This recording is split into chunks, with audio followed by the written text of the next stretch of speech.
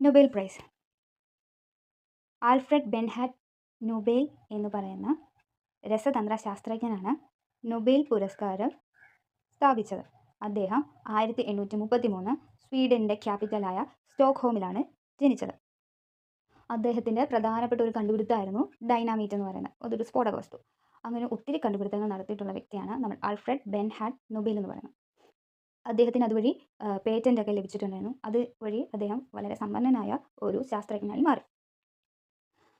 അദ്ദേഹം ആ സമ്പത്ത് മനുഷ്യ സമൂഹത്തിന് പ്രയോജനപ്പെടുന്ന രീതിയിൽ പ്രവർത്തിക്കുന്നവരെ ആദരിക്കണം എന്ന് വിചാരിച്ചിരുന്നു. അദ്ദേഹം മരിച്ചത് 1896 ഡിസംബർ 10-നാണ്.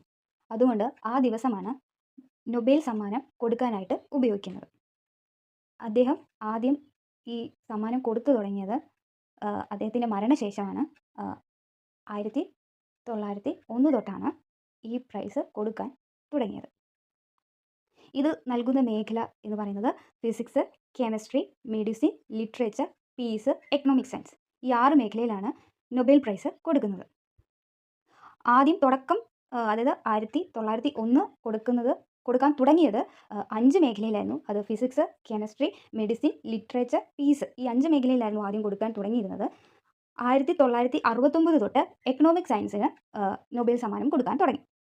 അങ്ങനെ ഇപ്പോൾ 6 മേഖലയിലാണ് ഈ നൊബേൽ പ്രൈസ് കൊടുക്കുന്നത്. ഇതാരാ കൊടുക്കുന്നതെന്ന് വെച്ചാൽ നമ്മുടെ ഭൗതിക ശാസ്ത്രത്തിന് Royal Swedish Academy of Science Sweden അവരാണ് ഭൗതിക ശാസ്ത്രത്തിന് കൊടുക്കുന്നത്. രസതന്ത്രത്തിന് Royal Swedish Academy of Science Sweden. വൈദ്യശാസ്ത്രത്തിന് Nobel Assembly at the Karolinska Institute Sweden. സാഹിത്യത്തിന് സ്വീഡിഷ് അക്കാഡമി സ്വീഡൻ. സമാധാനത്തിന് നോർവേജിയൻ നൊബേൽ കമ്മിറ്റി നോർവേ. സാമ്പത്തിക ശാസ്ത്രത്തിന് Royal Swedish Academy of Science Sweden. അതായത് നമ്മുടെ യൂറോപ്പിൻ്റെ വടക്കുള്ള രാജ്യങ്ങളെ പറയുന്നതാണ് സ്കാൻഡിനേവിയൻ രാജ്യങ്ങളെന്ന്. അതിൽ പെടുന്ന 2 രാജ്യമാണ് നോർവേയും സ്വീഡനും. ഈ 2 രാജ്യങ്ങളാണ് നമ്മുടെ നൊബേൽ പ്രൈസ് കൊടുക്കുന്നത്.